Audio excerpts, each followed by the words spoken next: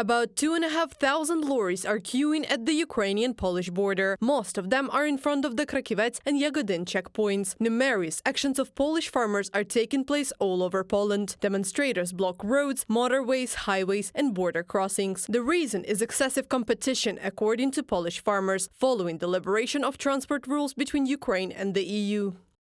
Because of these actions taken by Polish farmers, we have a significant reduction in the number of lorry border crossings. Yagodin crossing point is the largest infrastructural direction, where in a day the border can be crossed by 1,200 to 1,400 trucks in both directions. During the day, March 3rd, about 70 trucks crossed the border towards Ukraine and none towards Poland. Andriy Demchenko, speaker of the State Border Guard Service of Ukraine, in a commentary for Suspilne Studio. On November 6, 2023, Polish carriers blocked the movement of trucks at checkpoints on the border with Ukraine. On November 23, farmers joined them. On February 9, 2024, the Polish trade union Solidarity announced a nationwide strike of farmers. In addition to ban on import of agricultural products from Ukraine, they demand a change in European agricultural policy, in particular the so-called green course, a number of requirements in the international and climate areas. During the protest, Polish farmers spilled Ukrainian grain from lorries and railway wagons several times. The situation at the border has gone beyond economics and morality, Ukrainian President Volodymyr Zelensky has said.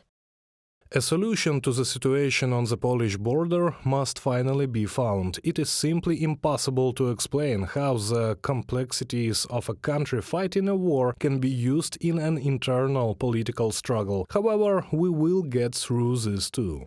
Among other things, the protesters demand that Lithuania ban grain imports from Ukraine and limit the transit of agricultural products. They accused Vilnius of allegedly taking Ukrainian grain in the opposite direction to Poland after its transit to Lithuania. However, no such cases were officially recorded. On March 4th, Polish Prime Minister Donald Tusk visited Lithuania and met with the country's president and prime minister. Following the visit, Tusk promised to address the Polish parliament with a proposal to impose sanctions on Russian and Belarusian agricultural products, as Moscow and Minsk continue to use grain as a weapon. I will address the Speaker of Parliament with a proposal to adopt a resolution calling on the European Commission to impose sanctions on food products from Russia and Belarus. I am convinced that a European decision will be incomparably more effective than individual decisions of the countries of the region. I would like to adopt a resolution on sanctions against Russia and Belarus on food and agricultural products in the European Union as a whole.